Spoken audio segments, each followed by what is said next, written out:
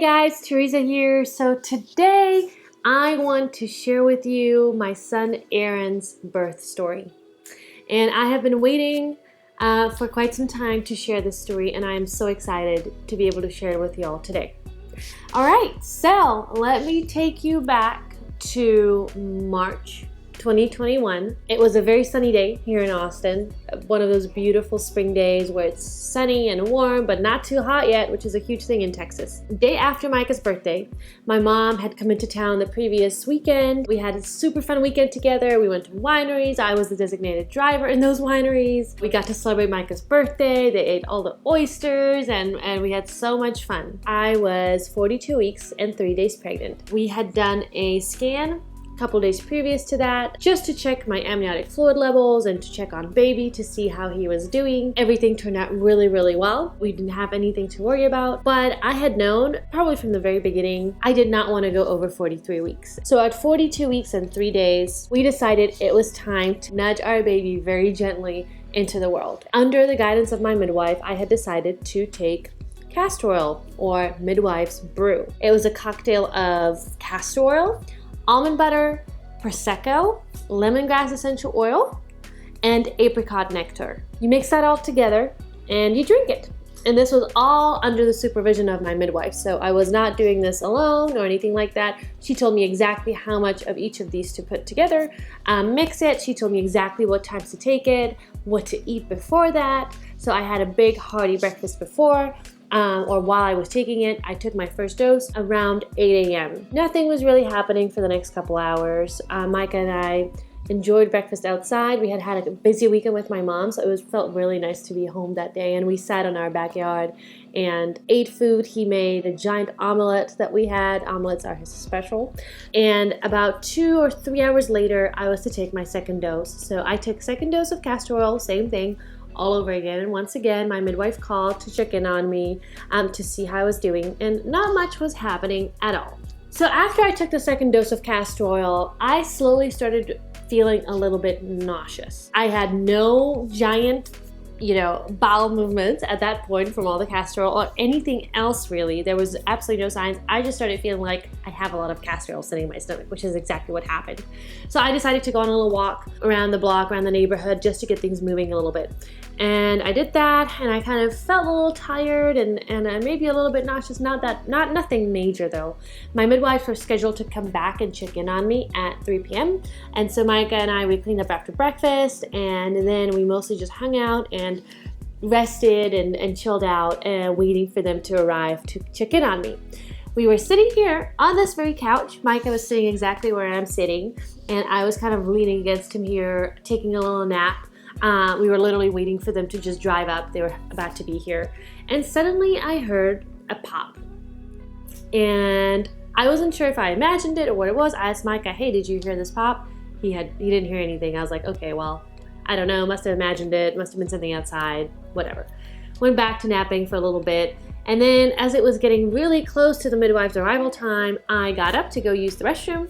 And as I stood up, all of this water came gushing out on the floor, literally like in the movies, which I know does not happen for everybody that way, but for me, this is how it happened. So the pop that I heard was the membranes rupturing, and as I stood up, I had all my amniotic fluid starting to come out in a gush. It was clear. It didn't smell like anything in particular. It made a huge puddle on the floor. No mess on the couch, which I was pretty happy about. So we mopped it up. I got really excited. I was like, oh my gosh, it's happening. It's happening. So my midwives walked in through the door about 10 minutes later, and I said, oh, you guys, my water just broke. And we were all super happy. They were super stoked that I'm finally going into labor and that we won't have to wait any longer and that I won't have to probably take any more castor oil, which I was super happy about. And so they talked me through some of the details of what to do now. They sent a little list of things that Micah had to pick up since my membranes had ruptured. There's some extra things that you need to do just to keep things clean and to make sure that you keep the risk of infection at a minimum. So they did that. They checked my vitals. Everything was going great, and they said they'll be back in the morning or as soon as we call them, whenever we need them, but most probably in the morning, which is generally how it goes. There's, early labor generally takes a while. So Micah took his list. He also had some groceries he wanted to pick up for me. We needed to have some food in the house for the midwives, and he went on a very quick grocery and pharmacy run to get those items. Meanwhile, I wanted to stay home. I thought I was going to go nap and rest, which is the number one thing we were told to do in early labor, is to conserve energy and rest up. So I went and I tried a nap. I did not get a lot of napping done. Very, very shortly after my midwives left, so this will be about maybe 40 minutes after my water had broken, my surges started becoming pretty intense. And I kind of felt like it went from 0 to 50 or 70. And by the time Micah got back home, which was about 30 or 40 minutes later, that was literally the case. I was in the, can you hear baby Aaron's little sounds? I was in the bedroom on the bed when he came in. I had actually called my mom previously. Just a few minutes before that, I FaceTimed her to thank her for giving birth to me because I was starting to feel the pain of labor. And it just seemed so incredible to me that somebody had gone through this whole process for me to bring me into this world. And so I FaceTimed her as I was in early labor, thanking her for doing this for me. Micah came in. He started seeing how my surges are coming on, and he said, okay, we've got to start timing those. We had a timer app on our phone. He started timing them, and I will insert a screenshot of my surges, of my contractions here in this video so that you can see how they were coming on fast and furious at that point already. This was probably about 2 hours after the midwives had left. So I was getting through a few more of these, but once we saw those times, once we did the timing through the app, and kind of it kept going and going and going exactly the same way, and there was no sign of them tapering off in any way, Micah said, okay, you need to call the midwives. And at first I said, I think I'm fine. This phase is supposed to last so long. This is so early. They were just here a couple hours ago. But a few contractions later, I agreed that he was right. So we called the midwives. I sent them a screenshot. I actually sent a screenshot of the timer to my midwife. And this was so funny. She sent me this super short message that basically said, have Micah set up pool, hook up hose, make bed, and we're on our way. Micah got to work right away. He hooked up the hose to our shower head. We had this special converter, so that was really easy. And then he unpacked the pool to start blowing up the pool. Now, one major thing that I learned and that I advise all of you to do is check your birth pool before you go into labor. Now, we thought that it was definitely going to have one of those pumps in it, either an electric pump or a manual pump that'll help you pump it up. There was no pump in the pool. So Micah blew up the whole thing using his mouth. I was watching him. I was in the bedroom on the floor watching him do it, and I was really afraid that he's gonna pass out, but he was also under time crunch because I was clearly like speeding towards active labor, and he needed to get all those things done. I couldn't help anymore. So he blew up the whole pool with his mouth. I'm pretty sure he was very dizzy doing it, but he got it done. He made the bed. Our midwives got here around 8:30 p.m. So they were back just a few hours after our visit. We also texted our birth photographer to let her know that all this is happening and that she should probably get here pretty soon. At that point, I was still managing the surges pretty okay. I was riding one wave after another, but soon after it started getting really, really intense. And I will say it was already pretty intense to begin with from the first moment that my contractions started coming on, but after a certain point it just really started stepping up, and that is when I started to feel really, really tested, and I knew I needed to double down and get really focused. I got into the pool around 10 p.m. and it felt amazing. I will say that was the best sensation. One thing I was really worried about before labor was that the water in the pool was gonna be cold or it's gonna get cold. This was not the case. The water was so hot that I actually double checked with my midwife that this is not too hot for the baby, because I felt like I had not been in water this warm my entire pregnancy, because I was trying to be careful with that. And my baths always felt a little bit lukewarm. This was so nice and provided so much relief for me. Throughout all of this, Micah was at my side at all times. He was with me through every single surge or contraction, and he was doing hip squeezes on me from the back, which felt great, especially by the time I got in the pool and things were very, very intense. That is the only thing that helped me get through the contractions. I don't know what I would have done without him there. So by 2 a.m., I was almost fully dilated. I was at 9 centimeters, and by 4 a.m., I was 100% complete. Now, the only reason why I know all these times is because my midwives keep a birth record, and they literally write down every single thing that happened during the birth, along with the time. Every single detail, even like that I changed position or that they gave me reassurance. So shortly after I was fully dilated and I was complete, my midwife offered me the option of starting to push. And I wasn't entirely sure that I wanted to, and if we ever decide to have any other babies, which I'm not sure that we will, but if we do, or for all of you guys, that is one point of my labor that I hadn't really given that much thought to. And that is definitely something I would change next time, and that I advise you to give some thought to, is when do you want to push, and do you want to be coached to push, and how do you want to handle all of that? I just thought I was naturally going to go into that phase and I would just know, and that wasn't the case.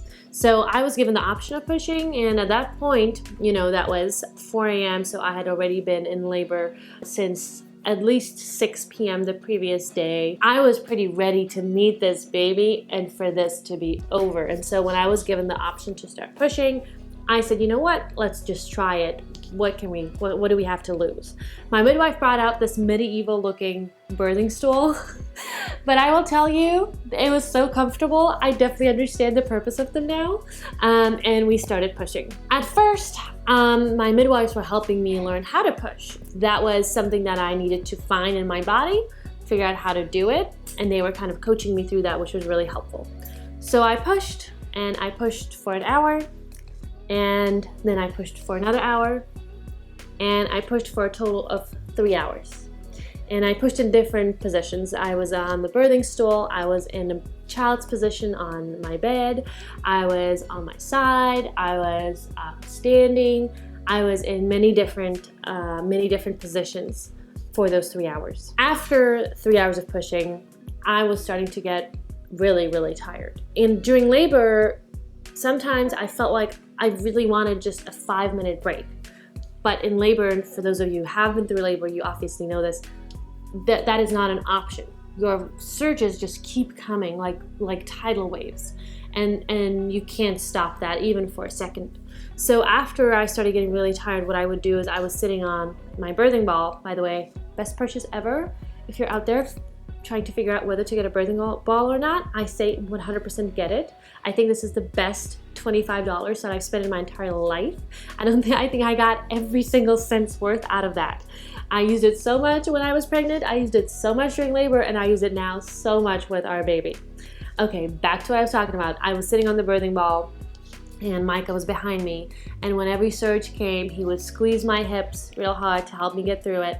I would get through that surge, and then I would kind of fall face forward onto my bed where I had a stack of pillows waiting for me. I would fall asleep for the minute or two that I had between contractions. I would dream a full dream, it's still shocking to me. A new surge would come, I would sit up, I would get through that wave with Micah's help, and then the same thing would happen. I would fall forward and sleep for that little time. So throughout this process, obviously my midwives checked me. We kept listening to the baby's heartbeat, so they were checking me with the Doppler extremely often and recording all of that in the birth records. That didn't bother me at all. I know some people are bothered by it. That didn't bother me at all. They checked me as well to see dilation and all of that. Baby was doing really, really well throughout all of this. He was never bothered by anything that was happening during labor. After I had been resting on the ball for some time, my midwives checked me again, and they could feel that there was a part of baby's skull, but part of his head, that was starting to swell a little bit from all the pressure, because he was pressed down in my pelvis, and all the pressure was making a little part of his head start to swell.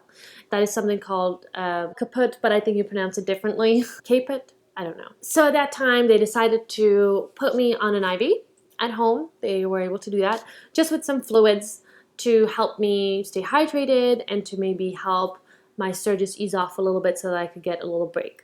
Micah cuddled me on our bed, and we both tried to get a little bit of shut-eye together, which lasted a few minutes maybe, and it was almost impossible. But it was still extremely sweet, and I loved being snuggled by him at that point. We got a little bit more energy, but my second midwife arrived slightly earlier in the morning, so this was around 7 a.m. The second midwife arrived around 6 a.m., checked me, saw that baby's skull was starting to swell, and after we got a little bit of rest, my midwives gave me the news that I really did not want to hear. And that was that we needed to go to the hospital, that it was time to go.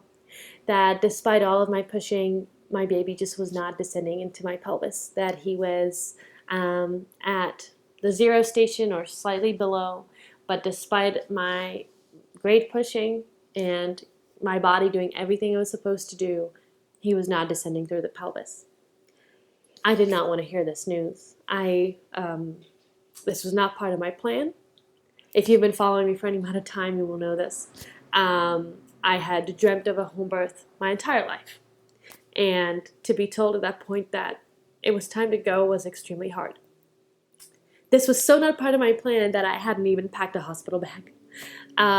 So the first thing I said was, I don't even have a hospital bag packed. I don't have anything ready. I was going to have this baby at home. But when a trusted medical professional, somebody who I picked and chose to guide me on this journey, when she told me that it's time to go, I felt like I didn't have a choice but to agree with her in that moment. What was my alternative? That I was going to die here at home laboring with my baby? So they helped me pack a bag. Micah, after being up all night, so now we're probably around 12 hours of labor. He got our things together. He was so sweet. He packed all the things that he knew I would want, even though, he wouldn't pack them for himself, but he knew I would want them. He packed a backpack. They helped me get dressed. And we went to the hospital. We have a pickup truck. I could not get in it. Micah had to lift me up in there, and it's a bumpy ride, y'all. I am very grateful for the bumpy ride now because our baby sleeps in it like so well. But being fully effaced, 10 centimeters dilated, having been in labor for 12 hours, that ride was not my most favorite ride. It was extremely uncomfortable. And I actually FaceTimed my mom from the car just to talk to somebody to get distracted so that I could make it all the way there. We followed our midwife's car. She led the way. And as soon as we got there, I will say, when we were talking with my midwife before I was in labor, just during all of our visits, about the possibility of transferring to a hospital, she told me, Tereza, if you have to go to the hospital, you will be treated like a queen. And I will say that this was 100% accurate. So we got to the hospital that she works with. They put me on a wheelchair, wheeled me right up to the maternity floor, and we did not have to talk to a single person. She had called ahead. She prearranged everything. She had all of our medical records. She became our advocate and basically like our doula. So we never had to make a decision alone. She was always there by our side throughout the whole hospital experience, and that was extremely helpful. I think I would have been much more panicked had I had to go to the hospital and I didn't have her with me. So we got up there. I got wheeled right into a room, and I'll tell you, this was my first time ever being in a hospital as a patient. I had been in a hospital a lot for my family members, but never as a patient, and never in the US. It was always in Europe. So this was my first US hospital experience. And I got wheeled into the most beautiful hospital room that I had ever seen. It was a corner room with windows all around one side, looking out over beautiful green trees. It was just the most peaceful, large room, super large. I felt like people could dance in there if they wanted to. So I got checked by the hospital midwife who came to say hello after I got hooked up, to an IV and to all the monitors and all the things that I did not want. And she suggested that I get an epidural, which will let me sleep for a few hours and rest. And after I get some rest, we will try pushing again. My midwife said that this was a good plan. And I agreed. I thought that getting some rest would probably make all the difference for me since I was just really exhausted by that point. So I received an epidural, something that I never wanted to do or experience. It kind of worked on half of my body. I got a little booster to help both sides kind of equal out. They positioned me with a peanut, which was helpful. I think it felt pretty good to me. And I was able to get some shut-eye, and the sleep was amazing. I loved being able to sleep. As I was sleeping, they started me on some Pitocin, started very, very slowly, and they watched my contractions on the monitor, which is really cool. That's a really cool piece of technology. And they slowly started increasing and increasing the Pitocin as I was sleeping. After I woke up, my midwife came back in, the hospital midwife came back in, and we started pushing again. I will tell you, I now understand why people get epidurals. And if you've never experienced natural labor before an epidural, you do not know what labor is. After I got my epidural, my contractions felt like strong period cramps, I would say. Honestly, like I felt like I didn't even have to stop talking really to get through one, whereas before it was an experience that I had to focus on with my entire being and, really work to get through. So that was interesting. After I woke up, the hospital midwife came back in, and we started pushing again. And I pushed for another hour. And baby Aaron was not descending into my pelvis. He actually moved up 1 centimeter from all the progress that I had made at home. He moved back up instead of going down. So the hospital midwife called a doctor to come in and check me and get a second opinion. And after the doctor came in and checked me, I got second piece of news that I never wanted to get. And this was even harder for me than the news that I would have to go to the hospital, because the doctor came in and said that we are going to have a C-section. And this was like night and day from what I had planned.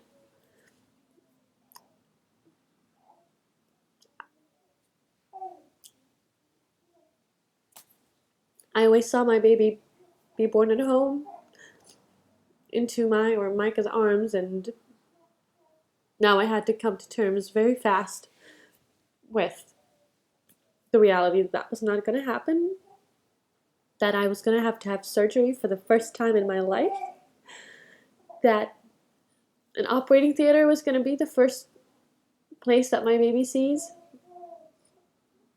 and that all the sweet things that I had planned for our first hours and days together were not going to happen.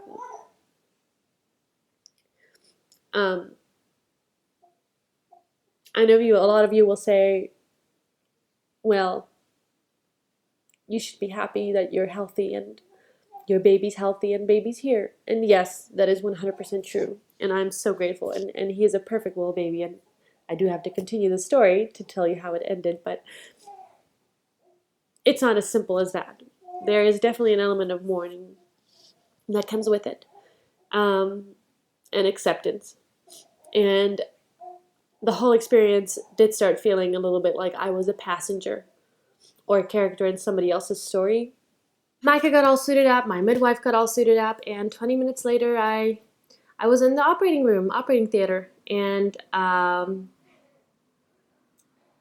I was going from states of complete breakdown to, I guess, riding my hormones. I was ecstatic at times and completely devastated. Ecstatic 1 minute, devastated the next minute. I was asking my surgeon why she thinks that some babies just can't get born naturally. I found out later that my baby was something called asynclitic.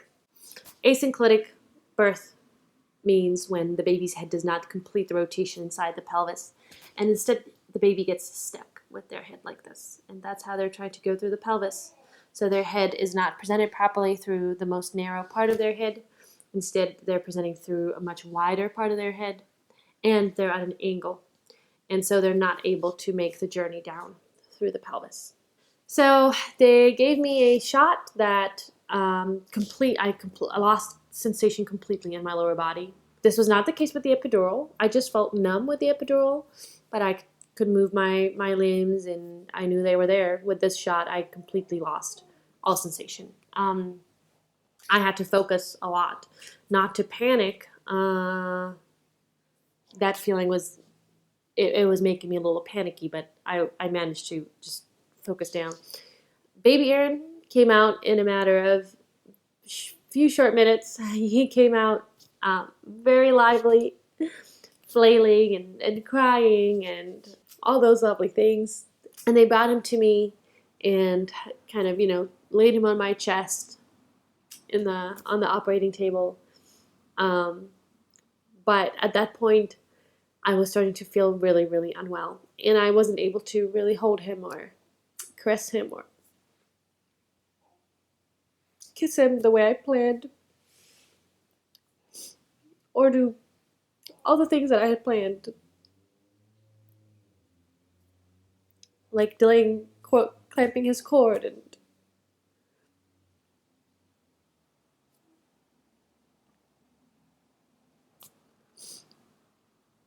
I asked Micah to hold him. But at that point, I started vomiting a lot during surgery, which is a problem during surgery. And it turns out that my uterus was very exhausted after all the labor, and it was having trouble contracting down, which is something that has to happen in order for everything to be stitched up and, for me to be sent on my way. And I started vomiting so bad that I had to be put out, which I didn't realize at the time. At the time when they were starting to massage my uterus down, which was extremely uncomfortable, to say the least, I just remember thinking, wow, this is a little too much, y'all. This is too much. I'm going to go take a nap. That was my last thought. And the next thing I knew is I woke up in my room. I am told that things got pretty heated in the operating room. I know that I was supposed to be there for 40 minutes, and I was there for an hour and a half. I know that I woke up with a bag of blood next to me. I had to get a transfusion because of a lot of blood loss that happened. I know that this was extremely hard for Micah, who was with me there the whole time, whispering things in my ear, talking to me nonstop. And I know that he was really afraid for my life at some points during surgery. My memory is a little hazy around the time that I woke up in my room. But I know that I wanted to see my baby right away. And I do have some photos from my midwife of me nursing him right away, which was great to see because I don't have those memories. I do remember sitting in my bed, in the hospital bed, holding him and just feeling so tired, falling asleep while holding him. I felt like I couldn't enjoy those moments very well because I was just exhausted. But baby Aaron nursed right away, and he was a great eater, which made my nipples extremely sore and gave me 7 days of agony. But I will say to any of you out there, it does get better after 7 days, so stick it out. On day 8, it all magically went away, and now we nursed really easily, and he's a great eater, and I wouldn't have it any other way. We stayed in the hospital for a few more days, just enough for me to get better, to be able to move around a little bit more, to recover from surgery, and baby Aaron was always doing great. He is such a champ. My takeaways. It's been 2 months. I've had time to digest some. I know that I will have so many more later on. I got to experience 3 births in one. I had my home birth, all up to the final cherry on top. I did not get that. I had the epidural, and then I had the C-section. I definitely feel a lot more connected to women who've had a similar experience or other experiences or unplanned experiences during their birth. And I definitely feel equipped to talk about a lot of those experiences. I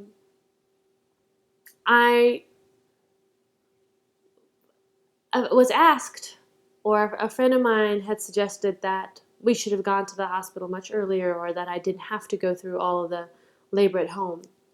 I would never change that. It was incredibly difficult. I'm not sure I ever want to be in labor again. But I would never change that. I would never just opt for a C-section right off the bat. And I know that's right for some people, and I think for those people it's the right decision. But for me, especially for a first time, I needed to have that experience. I wanted to have that experience. And it was extremely powerful for me. And it was an experience of complete surrender, extreme.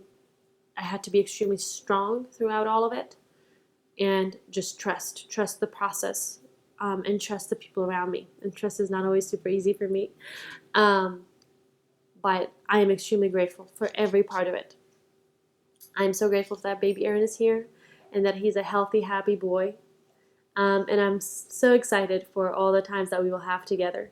I know that I will use this experience to help others. Maybe others who've had to go through something similar as I have. Maybe some other people too. I am still meditating on all of that, praying about all of that, and seeing how I can best use this experience in my life to enrich my life and the lives of others. I do know that it has made me much stronger than I was ever before. All right, well, I hear baby Aaron over there, so I will go and kiss his little cheek, and this was his birth, and maybe he knew that he needed to be born this way. Maybe he had some piece of information that I didn't. Thank you so much for watching. I am so excited to be back at work, back creating content, back here with you, hopefully bringing you as much value as I possibly can. And I hope y'all have a great one. See you soon.